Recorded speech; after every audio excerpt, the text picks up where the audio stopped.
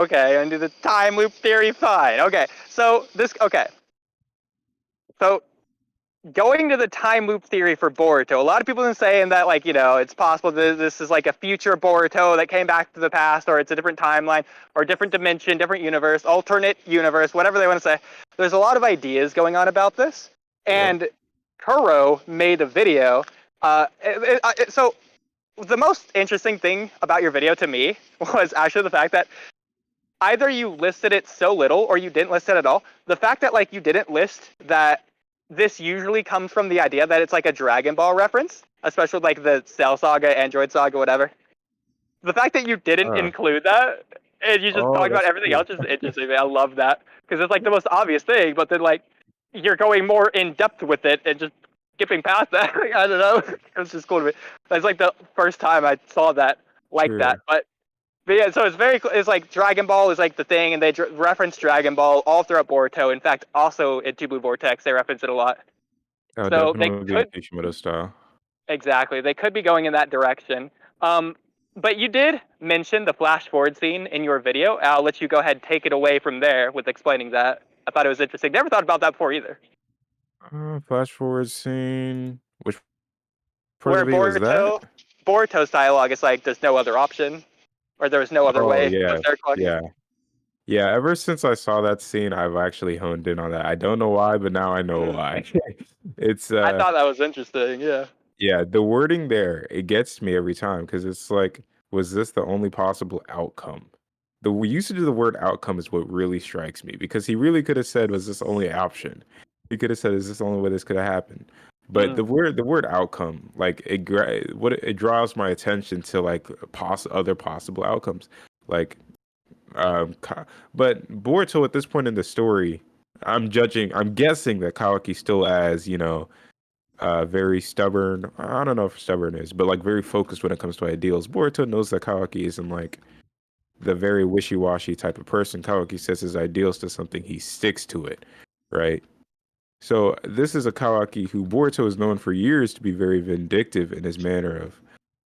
So it's like, has Boruto tried this? Is this the only possible outcome? Is fighting the only way? And it's very possible that Boruto has gone through multiple scenarios trying to, as what he said to Shikamaru, which is to slug Kawaki and make friends or whatever. Get past the events that befell them both. But at the end, the only possible way is to fight Kawaki and to defeat him, which I'm guessing that Boruto is planning to do in that scene.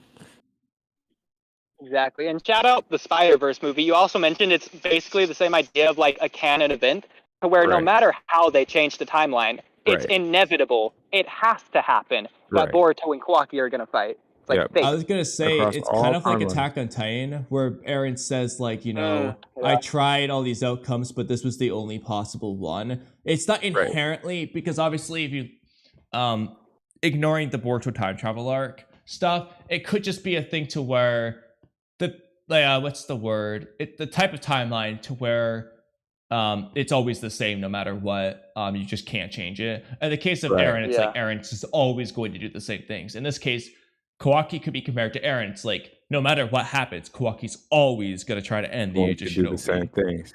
Kawaki will always protect Naruto in every timeline. And he'll always be hell-bent on destroying the Otsutsuki, and eventually that will lead to Boruto and Kawaki's fated battle. Whether it happens earlier or later, it's going to happen. And that's why this is the only possible outcome. Yeah.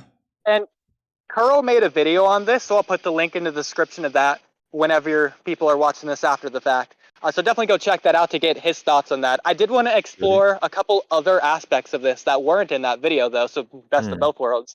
So, again, listening that it's no other possible outcome, this is also kind of similar to, like, Marvel's Endgame, when I think it was Doctor Strange looks in the future, 10,000 possibilities, and there's only one where they can win. In this case for Boruto, it's like they don't even have that one. There's just none. There's a zero. There's zero. The inevitable. That's actually terrifying to think about. Marvel doesn't have that type of timeline that we're thinking of. Loop theory? Yes. Yeah. Let's do that. Okay. Perfect. So there's a lot of evidence within Boruto to speak to a time loop. It's not just the Dragon Ball references with Frieza, with the claw grinds, or with Boruto being future Trunks with the sword, which even then, if Boruto's future Trunks, that's kind of like saying time loop theory, but anyways. Yeah. So it's like they're hinting towards stuff. For example, the obviousness of like Boruto knows of a dark future. Yeah, the How does he worst know possible the future? future. Yeah, we're positive. And like also the fact that maybe that can come from the fact that he has the Jogon, the Pure Eye, which can see negative intent or other shenanigans. It can also see whenever like Urushiki's about to come through space time. So maybe that's a future sight thing. It could be a Toneri shenanigan. It could even be the Momoshiki future sight. The fact that Boruto and Momoshiki's mind space is like crossing over towards the end of part 1, and he's able to see like omnipotence before it happens, at least flashes of it. So maybe he can just do that more often now, and that's where the darkest future is coming from, worst possible future. Then you also have a few more subtle things, such as he's telling Sarada, don't die. And he's looking at her with like guilt or remorse. And at the time, people didn't know that Sasuke was in a tree. That's probably likely what it might be. But it's still possible that he's saying that because he's seen her die in the worst possible future. Here's what I said about that. I addressed that point in the video, actually. I talked about how Boruto looks at her and tells her to survive, right? And people assume that it was because of Sasuke. Even I assumed it was because of Sasuke when the chapter came out. But if you think about it, Boruto seems almost to be shying away from Sarada in that scene, as if he doesn't want to tell her something. But he goes on and literally just sits down and tells her about Sasuke later. So it leads me to believe that it wasn't Sasuke that he was so scared about. I don't know. I got a really fun one for you. I can't believe we didn't think about this at the time, Kamui. Remember, I think it's chapter 5, might have been 6, where he's talking to Sarada, then Mitsuki arrives, and then right before he leaves, he tells Sarada, I'm gonna save Sasuke, and the second person, I forget, who was the second person? He cuts himself off. He says, he cuts himself off. No. He says 2 people, though. And then he cuts himself off for a third person. Or I think, everyone who turned into a tree is what I think it was. Okay, so Master Sasuke, everyone who turned into a tree, and ... He was about to say a third person. We were guessing who it could have been. And everyone else who turned into trees, as well as ... As well as that. Okay. So then we were theorizing that as well as ... It could be a reference to maybe it's Kawaki, maybe it's in reference to Naruto, and he didn't want to tell Sarada that Naruto's alive at that time, and it's weird because he's telling Shikamaru. So, okay, with this idea, what if it was Sarada, and he doesn't want to say that yet? As well as you. Yes.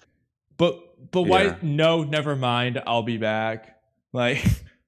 why would you start the thing with that one though is while I like the idea, it sounds incredibly goofy for Boruto to start to tell her instinctively as well as you. Oh wait, no, never mind.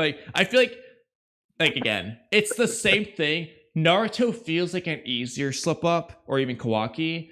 It's just to naturally be and oh wait, I shouldn't tell her that because blah blah blah. But I feel like it'd be more obvious for Boruto if it's Sarada herself. Well, I like the idea, and I definitely think it works equally as well. It just feels like he should never have accidentally started to say it on that one. But I feel like it's possible if it's an emotional trauma response. No, I agree. Just seeing it just her feels alone. like that one would be harder to slip up on, though. I feel like.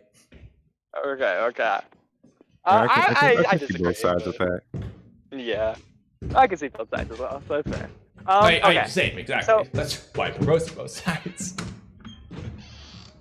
So with this time loop theory, do we think that it's just him seeing future sight and that he's able to change the present and there is only one timeline? Or is it like the time slip arc to where there just could be potentially, literally, alternate universes? Well, two things on that. The first option isn't really a time loop. That's just Boruto seeing the future and trying to prevent it. I feel like the time loop implies that he's done it again and again and keeps failing. Yeah. I think it could still be a fixed timeline in that case, but the time loop just implies this is the second try or the third try or whatever try. Yeah. And also, Boruto's Byakugan doesn't allow him, or Momoshiki's or whatever, doesn't allow them to see events very specifically. Boruto definitely isn't able to target events. So how would he know that it would be Code's chakra that would conform the Ten-Tails into the Shinju. Like he would probably just see the Shinju themselves, you know? Like the fine details like that inside like what he knows is what makes me believe. I mean, he could have just like studied up sometime on the fucking Otsutsuki base on the moon during the time skip. Who knows? But like, I don't know.